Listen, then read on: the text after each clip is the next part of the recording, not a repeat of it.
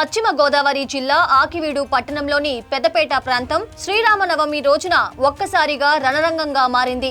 AP assembly deputy speaker Raghu Rama Krishna Raju అక్కడ ఉన్న ఒక పాత రామాలయాన్ని దర్శించుకోవటానికి వెళ్లినప్పుడు ఈ గొడవ మొదలయ్యింది. అసలు వివాదం ఎక్కడ వచ్చిందంటే అక్కడ చాలా కాలంగా పాడైపోయి ఉన్న ఒక పురాతన రామాలయాన్ని బాగు చేయించి మళ్లీ కట్టించాలని రఘురామ నిర్ణయించుకున్నారు. అయితే ఆ స్థలం తమదని, అక్కడ గుడి కడితే తమకు ఇబ్బంది కలుగుతుందని స్థానిక క్రైస్తవ వర్గాల వారు అభ్యంతరం చెబుతూ వస్తున్నారు. ఈ విషయంలో గత కొంతకాలంగా రెండు వర్గాల మధ్య మాటల యుద్ధం నడుస్తోంది. శ్రీరామనవమి సందర్భంగా రఘురామకృష్ణరాజు ఆ గుడికి వస్తున్నారని తెలుసుకున్న కొందరు ఆందోళనకారులు ఆయనను అడ్డుకోవటానికి ముందే ప్లాన్ చేసుకున్నారు. ఆయన దర్శనం ముగించుకొని తిరిగి వెళ్తున్న సమయంలో ఒక్కసారిగా నిరసనకారులు కర్రలు చాకులతో విరుచుకుపడ్డారు. ముఖ్యంగా మేకులు కొట్టిన కర్రలతో దాడికి దిగటం అందరినీ షాక్ కు గురి చేసింది. రఘురామను కాపాడబోయిన ఆయన అనుచరులు ఈ దాడిలో తీవ్రంగా గాయపడ్డారు.